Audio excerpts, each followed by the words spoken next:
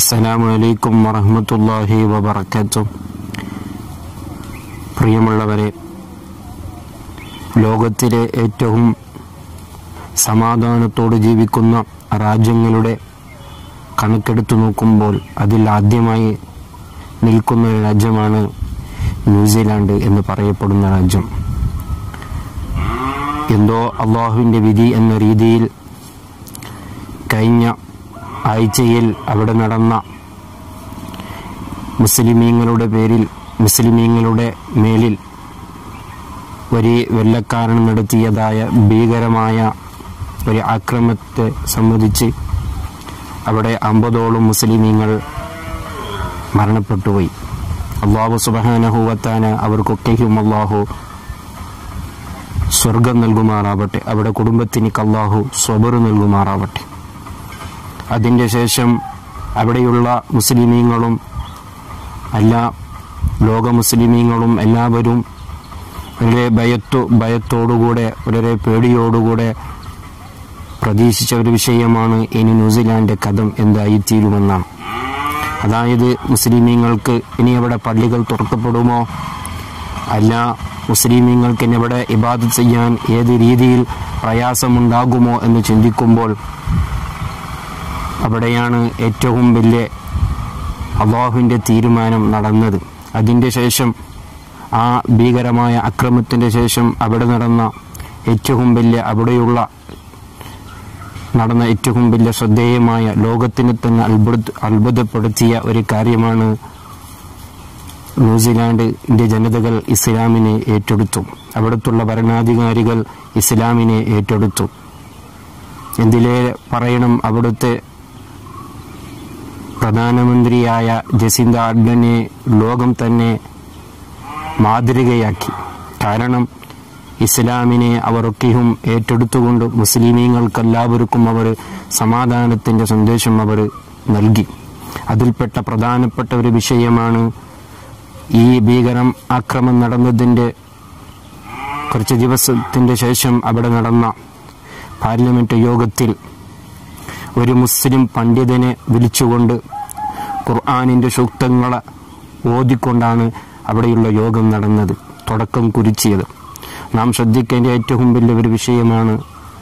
എന്താണെന്ന് പറഞ്ഞാൽ, ഒരു ക്രിസ്ത്യൻ അനുയായികൾ കൂടുതൽ താമസിക്കുന്ന ഒരു രാജ്യത്തിൽ ഇസ്ലാമികമായ ഒരു ഖുർആനിൻ്റെ വാക്യത്തോടുകൂടെ പാർലമെൻറ്റിൻ്റെ യോഗം തുടക്കം കുറിക്കാൻ ഒരു കാരണക്കാരായി.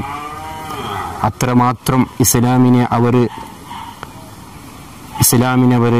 അംഗീകരിക്കുകയും ഇസ്ലാമിനെയും അവർ പ്രോത്സാഹിപ്പിക്കുകയും അവർ ചെയ്തത് വളരെ ശ്രദ്ധേയമായ ഒരു കാര്യമാണ്.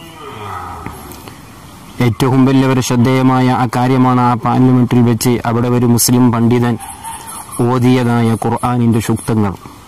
നമ്മളെല്ലാവരെയും മുസ്ലിമീങ്ങളെയും ലോക മുസ്ലിമീങ്ങളെയും എല്ലാവരും നെഞ്ചിൽ ഏറ്റുപിടിക്കേണ്ട ഒരു ആശയമാണ് അദ്ദേഹം അവിടെ ഓതിയതായ സൂക്തങ്ങൾ.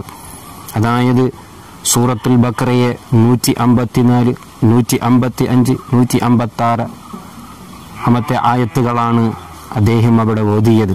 വളരെ ശ്രദ്ധേയമായ, വളരെ മുസ്ലിമീങ്ങളായ നാമൊക്കെയും ചിന്തിക്കേണ്ട, മനസ്സിൽ ഉറപ്പിച്ചു വെക്കേണ്ട ആയത്തുകളാണ് അദ്ദേഹം ഓതിയത്.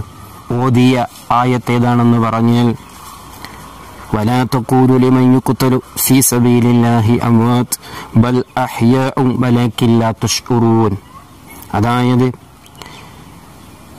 വലാ തഖൂലു, നിങ്ങൾ പറഞ്ഞു പോകരുതേ അല്ലാഹുവിൻ്റെ വഴിയിൽ.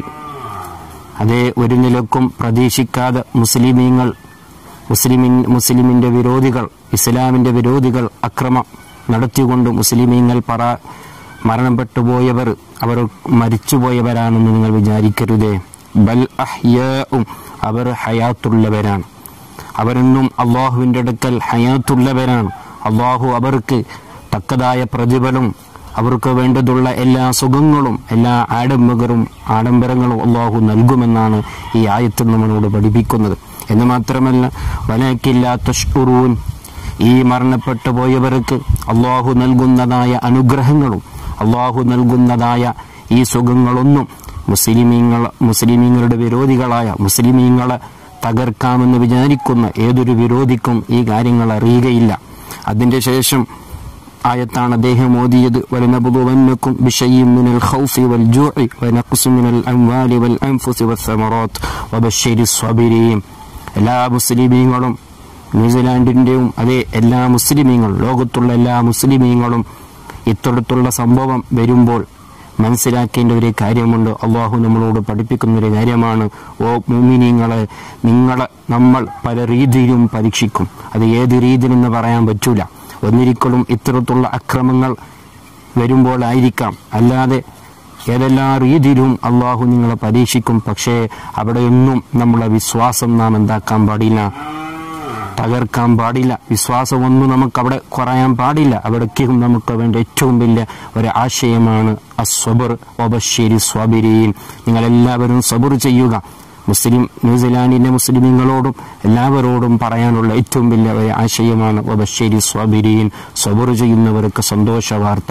ഒരു കാലം വരാനുണ്ട്, ഏതൊരു വിരോധിയും ഏതൊരു മുസ്ലിമിന്റെ വിരോധിനിക്കും അള്ളാഹു പാഠം പഠിപ്പിക്കുന്ന ഒരു കാലം വരാണ്ട്. അന്ന് നിങ്ങൾ സന്തോഷിക്കുമെന്ന് പറയുന്ന ഏറ്റവും വലിയ ഒരു ആശയമാണ് അയാൾ അവിടെ ഓതിയത്. പിന്നൊരു ആശയമാണ് അദ്ദേഹം ഓതിയത്, അല്ലദീന ഇദാ അസ്വാബത്തുഹും മുസീബത്തും ഖാലൂ ഇന്നാ ലില്ലാഹി വ ഇന്നാ ഇലൈഹി റാജിഊൻ. അതായത് ഏതൊരു മനുഷ്യനിക്കും ഇത്തരത്തുള്ള ഒരു മുഅ്മിൻ, യഥാർത്ഥ ഈമാനുള്ള ഒരു മുസ്ലിമിൻ, അവന്റെ ഈമാൻ ഒരിക്കലും തകർക്കാൻ കഴിയുകയില്ല.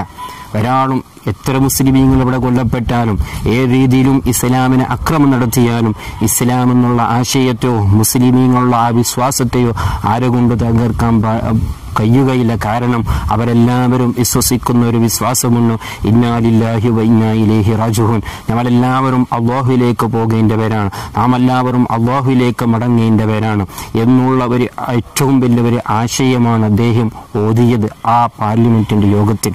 ഇവിടെ ചിന്തിക്കുക എൻ്റെ പ്രിയമുള്ള മുഅ്മിനീങ്ങളെ, അയാൾ അവിടെ നിന്ന് അയാൾ ഓതിയതായ ആ ആശയം, ഇവിടെ ചിന്തിക്കേണ്ട ഒരു ഏറ്റവും വലിയൊരു വിഷയം എന്താണെന്ന് പറഞ്ഞാൽ, അവിടെ ആ ആക്രമണം നടത്തിയവൻ എന്ത് ഉദ്ദേശം വെച്ചിട്ടാണോ അവിടെ നടത്തിയതോ, അവിടെ ആക്രമണം നടത്തിയതോ, പക്ഷേ ആ ഉദ്ദേശമല്ല ന്യൂസിലാൻഡിലെ ഈ ഇത്തരത്തിലുള്ളൊരു ഭീകര ആക്രമണം നടന്നതിന് ശേഷം അവിടെ ഉണ്ടായ ഇസ്ലാമിൻ്റെ പുരോഗതി. കാരണം ഏറ്റവും വലിയ ഈ ഇസ്ലാമിൻ്റെ സന്ദേശം ലോകത്തിലേക്ക് തന്നെ, അല്ല ന്യൂസിലാൻഡിൻ്റെ ജനതയിലേക്ക് തന്നെ, ഇല്ലെങ്കിൽ ഒരു 100 ആളിലേക്കെങ്കിലും ഇത്തരം നല്ലൊരു ആശയം, ഇസ്ലാമിൻ്റെ ആശയം എത്തിക്കാൻ കഴിഞ്ഞു എന്നതിൽ ഏറ്റവും വലിയ സന്തോഷമാണ്.